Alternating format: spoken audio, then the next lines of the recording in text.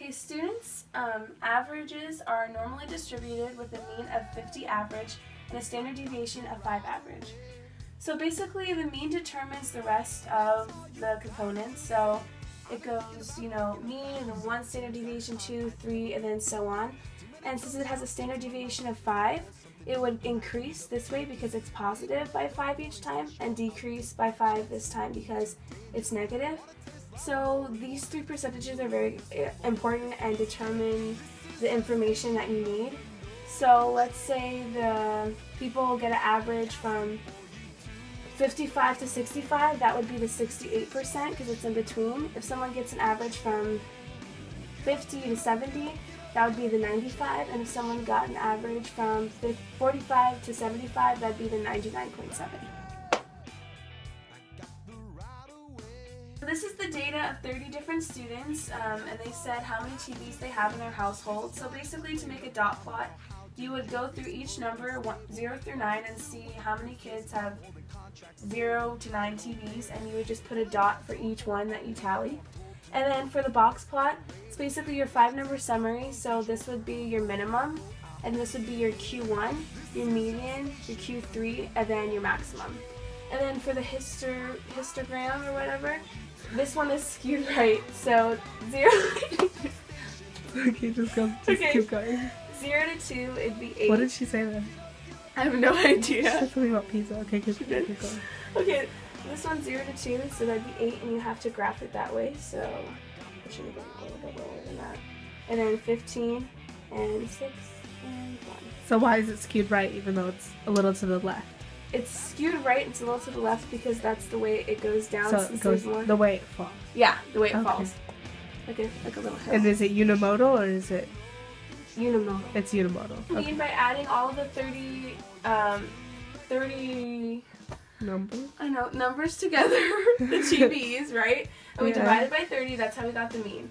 We got the standard deviation by typing that in the calculator, and then the median from the middle, and then the 5-number summary. And then IQR is Q3 minus Q1, so it'd be 3 minus 1, and we got. So I plugged in the 30 different numbers for the TVs, and then I basically pressed stat, went to the right, and went down to the first one, and then pressed second one because it was L1 and enter, and it gave me all that I needed, and that's how we found out. This is the mean, the sign for mean, and the sign for standard deviation is there. Okay, that's how we got that. And then, yeah, that's how we found everything in the 5-number summary. Make a frequency table for these 30 students who ran one lap in number of seconds. So we're increasing by intervals of 10. So we're trying to see how many students were between 40 and less than 60. So we count the number known as 1, and then we just do the rest for the following number. And so for example, so from 90 to less than 100, there were 4 students. So now we just put them into decimal form or relative frequency, and how you do that is you take this number and put it over the total number of students, which is 30, and you just divide. So we'll do this one, 4 over 30 divided is 0.133. Okay. So we found that it is approximately normal because our percentages are close to expected. So when you look at the diagram, 68 is the normal, and we got 67, so it's close enough. And then 95 is the second one, and we got a 97, so that's also pretty close. So our expecteds match up with what we actually, our real data, what we actually got. So to find your mean, medium, and standard deviation, you press second, calc, number 1, and then, what is yours? What's different? Second one, enter, and then you have your mean, standard deviation, and then if you scroll down, 5-second summary, and your median. Perfect. Yay. Okay, so this year I've learned a lot. Junior year, it's been a long year. I'm glad it's almost over, but this year was so hard. It kind of forced me to try even harder than I have my whole high school. So I think I've reached my potential, and I think it helped me get to where I need to be. And then for me, I think this year, just this year in general, I feel like I've really grown as a person. I've learned a lot about myself.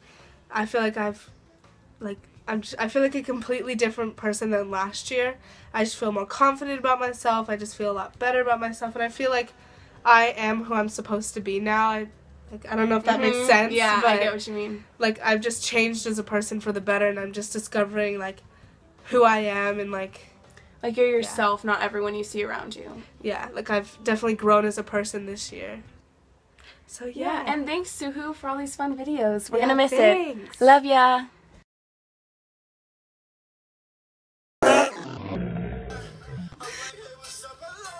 Sit your pretty ass under you came in the door.